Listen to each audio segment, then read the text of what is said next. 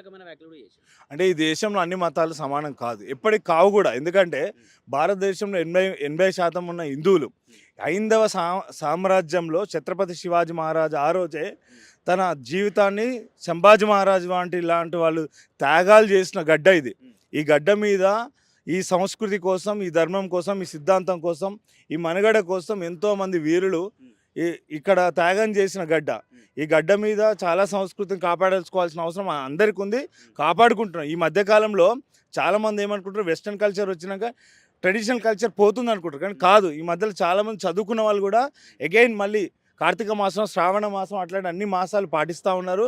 అంటే గ్రామీణ ప్రాంతంగా ఒక రకంగా చెప్పాలంటే యువత మత్తుకు బానిస ఏం చేస్తారో వాళ్ళకి అర్థం కాదు. కానీ హైదరాబాద్ అర్బన్ బేస్డ్ ఉన్న యువత మొత్తం అది మహిళలు కావచ్చు, లేకపోతే పురుషులు కావచ్చు.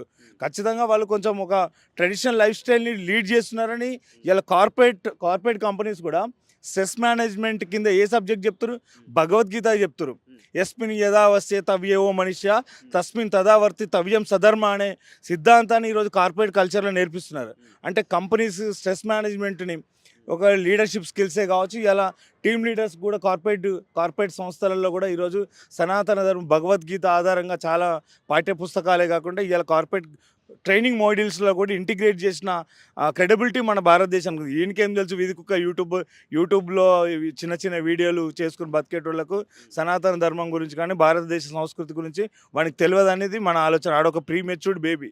వాడు మాట్లాడుతూ ఉంటే అసలు ఒక క్రెడిబిలిటీ కానీ, లేకపోతే ఒక బేస్‌లెస్ వాడు యూజ్‌లెస్ ఫెలో. కాకపోతే ఇట్లాంటి యూజ్‌లెస్ ఫెలో అని మనం వదలాల్సిన అవసరం లేదు.